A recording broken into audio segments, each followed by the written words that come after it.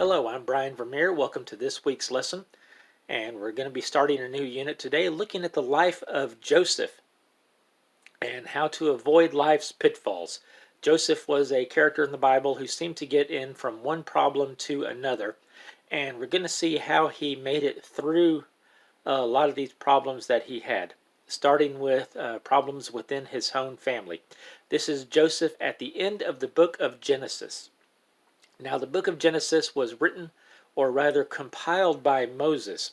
Moses took the written legends, or not legends, the written accounts, histories that had been kept by the Israelites, and he put them all together into the book of Genesis. And the reason he did this was because, remember, Moses led the people out of Egypt, led the Israelites back to the promised land from Egypt. So he wrote the book of Genesis to explain to them how they got into Egypt to start with. How did they find themselves in that big problem to start with? And the book of Genesis, like many other of the history books in the Bible, is basically a record of God trying to talk to his people, trying to tell them what to do, and them continually turning away from God. So we're going to look at the life of Joseph here. Joseph was the person who actually got the Israelites into Egypt. So this is toward the very end of the book of Genesis. We're going to be looking at chapter 37 today. And this is the beginning of the story of Joseph. Joseph was the 11th son of Jacob. Jacob had 12 sons and at least one daughter. And so Joseph, being the youngest of the brothers, and also Joseph was the older son of Jacob's favorite wife. And because of that, that made Joseph the favorite son of Jacob. And we're going to see how parents playing favorites here can cause problems among siblings and problems within a family. Let's start off by looking at chapter 37 of Genesis, verses 1 through 5. It says, Jacob lived in the land where his father had stayed, the land of Canaan. These are the family records of Jacob. At 17 years of age, Joseph tended sheep with his brothers. The young man was working with the sons of Bilhah and Zilpah, his father's wives, and he brought a bad report about them to their father. Now Israel loved Joseph more than his other sons, because Joseph was a son born to him in his old age, and he made a long-sleeved robe for him. When his brothers saw that their father loved him more than all his brothers, they hated him and could not bring themselves to speak peaceably to him. Then Joseph had a dream. When he told it to his brothers, they hated him even more. So there's quite a bit we can get out of this passage. First of all, we see that Jacob is living in the land of Canaan with his sons, with his wives. Says Joseph was tending sheep. He was 17 years old at this time. And 17 is the age at which David slayed Goliath, actually. So he's a young man. It's not a teenager like we would think of in today's culture. At 17, you were already working. You were already, in fact, you were probably, old enough to be married at this time. So Joseph is not a little boy, as is often portrayed in the storybooks that you see about him. So he's working with his brothers. His brothers were shepherds, working for their father. Speaking of this, I'm reminded of my father. My father was one of 6 children in the family, and he grew up on a farm as well. And when people ask, why did my grandparents have 6 children? Well, if you live on a farm, the more children you have, that means the less hired help you have to pay. So maybe that's why Jacob had 12 sons. That way he had 12 shepherds that could tend all of his flocks for him. But Joseph is working with his brothers, and Joseph was the favorite son of Jacob. Now, you also see Jacob called Israel here too. It says Israel loved Joseph more than his other sons. Israel, remember, is just another name for Jacob. So Joseph was the favorite son, and the reason for this is because Jacob had 2 wives and 2 concubines. Although here it calls Bilhah and Zilpah his wives, he may have actually married them. We know that at the time they were just concubines to him. Jacob had 2 wives, Leah and Rachel, and he loved Rachel more than he did Leah. And without going all the way back into the whole story of Jacob and how he got his wives, we just need to know that he loved Rachel. Rachel was his favorite wife. Leah, he obtained as a wife by trickery, and he never really loved her. However, Leah actually ended up, maybe as a return for this by God, God gave her 6 of the 12 sons, including the oldest ones. And the other 2 women here, Bilhah and Zilpah, were Leah and Rachel's handmaidens. That is, they were women who worked for Leah and Rachel. Leah had some children, and then when Rachel saw that Leah was having children and that she couldn't, Rachel gave her handmaiden to Jacob and said, "Here, have some children with her." And then Leah saw what happened, so she gave her handmaiden to Jacob and said, "Here, have some children with her." And then finally, Rachel had Jacob's last 2 sons, Joseph and Benjamin. So this is why Joseph was the favorite son, because he was the son of the favorite wife. So we can already see here now, having a favorite wife, this is one reason why God does not allow polygamy. Now you can say here, well, Jacob had, these multiple wives, and that's true, but God never commanded it. God never told Jacob to take more than 1 wife. So just because people in the Bible do it does not mean that God necessarily condones it or allows it or wants it. So multiple wives is not something that God desires. And we can see here problems that it can lead to. If you have more than 1 wife, you're going to love one more than you do the other. That's just the way it's going to be. And if you have multiple children, as much as we try as parents, there are times when we feel like that we actually like one more than we like the other. I can't talk from experience on this. I have only 1 child. We love all of our children. We try to love all of our children equally, and that's what God desires for us.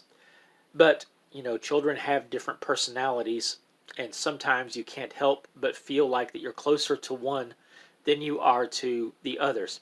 I know that I was my mother's son. I was a mama's boy. She loved my sisters as well. I have no doubt about that. But if you were to ask my sisters, they would probably tell you that I was her favorite. If you ask my older sister and me, we'd probably tell you that our younger sister was my father's favorite. And again, that doesn't mean that they didn't love the others. But this is a problem that you can get into, with families, especially very large families like this. And the problem here is not that Jacob loved Joseph more than the others. Jacob actually went so far as to do favors for Joseph that he didn't do for the others. Jacob actually treated Joseph a lot differently than he did the others. And that's where the problems are going to come up. We'll see that in the next reading. But it says here that Joseph had a dream. And he told his brothers this, and that made the brothers hate him even more. If we go into, if you read a little further on there, it tells you that what the dream said was that Joseph dreamed that he and his brothers were out binding the wheat, tying the wheat up into stacks. And that when they did that all of the brothers' stacks of wheat bowed down to Joseph's stack. So the brothers took this to mean that Joseph believed he was better than all of the other brothers. And then he had another dream. He said he dreamt that the sun, the moon, and 11 stars bowed down to him. And this even got Jacob a little concerned, because Jacob said, "Are you saying that someday me and your mother and all your brothers are going to bow down to you?" So we can see, some problems here. Joseph is the favorite son. Jacob treats Joseph like the favorite son. Joseph takes advantage of being the favorite son, and because of this, Joseph thinks he's better than the other brothers. So this is going to cause problems. And we're going to see this now in our next reading. Let's take a look at verses 19 to 24. talking about the brothers, it says, they said to one another, "Oh, look, here comes that dream expert. So now, come on, let's kill him and throw him into one of the pits. We can say that a vicious animal ate him. Then we'll see what becomes of his dreams." When Reuben heard this, he tried to save him from them. He said, "Let's not take his life." Reuben also said to them, "Don't shed blood. Throw him into this pit in the wilderness, but don't lay a hand on him," intending to rescue him from them and return him to his father. When Joseph came to his brothers, they stripped off Joseph's robe, the robe of many colors that he had on. Then they took him and threw him into the pit. The pit was empty, without water. Now the context of this is the 11 other brothers are out tending the sheep. Joseph is staying home. Jacob is allowing Joseph not to have to go out with them. Again, showing favoritism toward Joseph. He should be out there shepherding with his brothers. But Jacob sends Joseph to go find the brothers and see how they're doing. So Joseph goes off and he goes to where the brothers are supposed to be, and they're not there. So he asks around and he finds that they went on somewhere else where they weren't supposed to be. So when they see Joseph coming, they know that he's going to go back to Daddy and he's going to tell them that we're out doing these things that we're not supposed to be doing. And it's going to get us in trouble. And by this time, they're fed up with Joseph. They've had enough of Joseph, thinking he's better than they are. So they come up with this plot. It says, they said, "Oh, look, here comes that dream expert. So let's kill him and throw him into one of these pits, and we can say that a vicious animal ate him." Now, when I grew up, I didn't always get along with my sisters. But I don't believe that my sisters ever deliberately or ever seriously thought about trying to kill me. They may have wanted to sometimes, but I don't think they ever seriously considered it. You have to be pretty bad off if your siblings seriously want to kill you. If they hate you so much that they want to kill you. You've got to be bad off if there's anyone who seriously wants to kill you. Taking life is not something that we as humans should have a desire to do as far as taking human life. This is definitely not something that God desires for us. Taking life simply because we don't like the other person. Now, there are times when God does call us to take people's lives. God does condone war in certain situations. When I was a soldier, I was trained to kill other people. Fortunately, I never had to. But the reason for that would be because of what the other people were doing. And I think that God would have allowed it in many of those circumstances. Capital punishment. I'm a firm believer in capital punishment. I believe that everyone has a right to life, but when you violate somebody else's right to life, when you commit first-degree murder, you plan to go and kill someone like the brothers are doing here, then you forfeit your own right to life.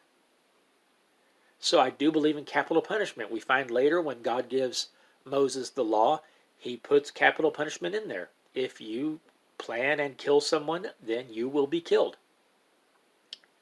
So, the brothers hate Joseph so much now that they are actually wanting to kill him. And then tell their father that a wild animal had eaten him. So they want to kill the brother and then lie to the father about what happened. Now, the oldest brother, Reuben,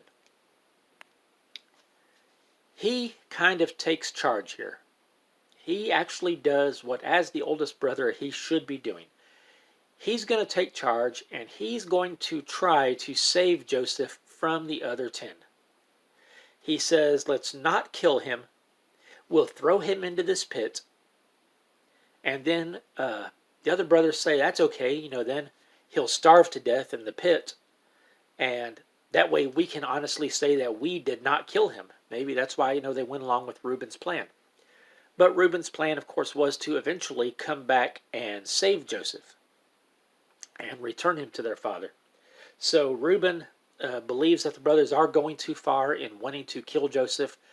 So he, to appease them, he says, let's throw him into this pit. The other brothers are thinking, that's great, he'll die anyway. We can say we didn't actually kill him. And Reuben then thinks, okay, I can come back later and I can rescue him. So Joseph shows up. The brothers probably beat him up quite a bit.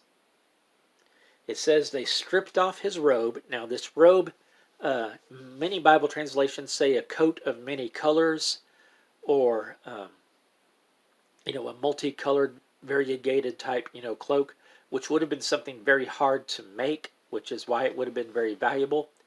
However, the Hebrew scholars aren't exactly sure what that word means. It could also simply mean a coat with long sleeves. That is a very nice coat, but not necessarily a multicolored one. All we know is Jacob had a special coat made for Joseph, and that was one way that he showed his favoritism of Joseph. So here goes Joseph off to find his brothers, who hate him anyway, and he's going off wearing this coat, which simply shows how much that their father liked him more than he did them. So this is not going to make them any happier. They find him, they beat him up a bit, they take off his coat, and they throw him into this pit. This pit is probably a water cistern. That is a large hole dug in the ground in which they would store water. But at the time, there was no water in it. So Joseph is just lying in this deep pit that he can't get out of. It's too deep for him to climb out. And even if he did, the brothers are hanging around outside anyway. They'll just throw him back in. So Joseph's brothers think that they have finally solved their problem. They think, we'll get rid of Joseph and he'll die. He won't be a problem to us anymore. And again, I think you've got to be pretty bad off if you get to the point where you want to kill your brothers. So what happens to him? Well, it just so happens that Reuben leaves. We don't know where he goes, but Reuben leaves the group for a while. And let's skip ahead now, verses 26-27, and see what happens to Joseph in the pit. It says, Judah said to his brothers, "What do we gain if we kill our brother and cover up his blood? Come on, let's sell him to the Ishmaelites and not lay a hand on him, for he is our brother, our own flesh." And his brothers agreed. Judah was the fourth son of Jacob. Reuben, Simeon, Levi, and Judah were the first four sons. They were all sons of Leah, the wife that Jacob did not like. Judah, interestingly enough, later on has some problems of his own. He ends up having a child by his own daughter-in-law. However, this child, if you read the ancestries of Jesus in Matthew, you find that this child becomes an ancestor of Jesus. Jesus is of the tribe of Judah through this child that he had with his own daughter-in-law.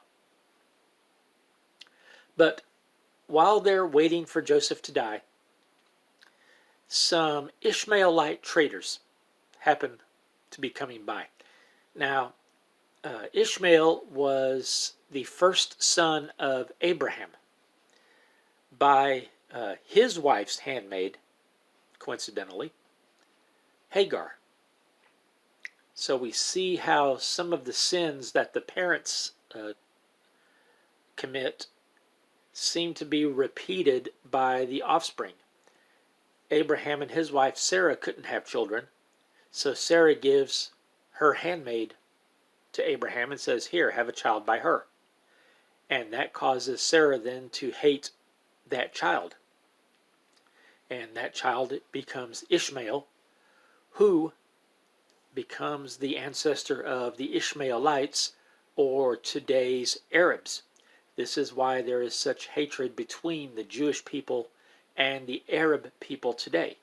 They're fighting over this small piece of land, which they both say, this land belongs to us because God gave it to our father Abraham. And the Arabs say Ishmael was Abraham's firstborn, therefore the land belongs to us. And the Jews say, yes, but Isaac was the son that Abraham left everything to, so the land belongs to us. But part of Abraham's problems started because his wife gave her handmaid to have a child with. Part of Jacob's problems, Abraham's grandson, Jacob, his problems start because his wife, whom he can't have a child with, gives her handmaid instead of trusting God and waiting for God to bless them naturally. A lot of problems occur because we think we know what God wants, and we try to do it ourselves instead of waiting for God to do it in His time. So these Ishmaelite traitors come up. So these are, some distant cousins to the 10 brothers. And Judah has an idea. He says, what good is it going to do us if we just kill our brother? We're not going to get anything out of that. So instead, let's sell him as a slave to these Ishmaelites. And then at least we can make a little money off of it. So probably just a little bit less than wanting to kill your brother is wanting to sell your brother off as a slave. Now I know, again, if you come from a multi-child family, there are probably times that you wished you could sell one of your siblings off. But you'd have to be pretty bad off to actually seriously consider it, or in this case, to actually do it. So, again, Reuben is not here at the time. He's gone off. He's planning to come back later after the other brothers leave and rescue Joseph. But instead, he returns and he finds that the brothers have sold Joseph off as a slave. The Ishmaelites take Joseph to Egypt, and they end up selling him to a man named Potiphar, who is an official of Pharaoh. And next week we're going to look at, what happens to Joseph, in Egypt. But to cover up their sin, the brothers take the coat that they had ripped off of Joseph, they tear it into pieces, they kill a young goat, they dip the blood, or they dip the coat into the blood of the goat. So they return to their father with this torn, bloody coat that he knows belongs to Joseph. And they tell him, we found this out in the desert. All we can guess is that some wild animal attacked him and ate him. So originally they wanted to kill him. They then decided, instead of killing him, we'll sell him off as a slave. But they tell their father that he was killed by a wild animal, when they know that's not true. And they keep this lie up for over 20 years, letting their father believe that his favorite son has been killed by a wild animal when they know better.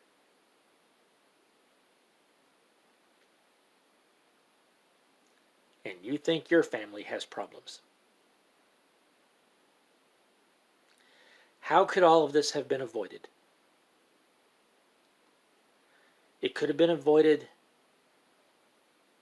by Jacob not showing favoritism to Joseph. Jesus says we're not to show favoritism to anybody. Jesus says that we're to treat everyone fairly.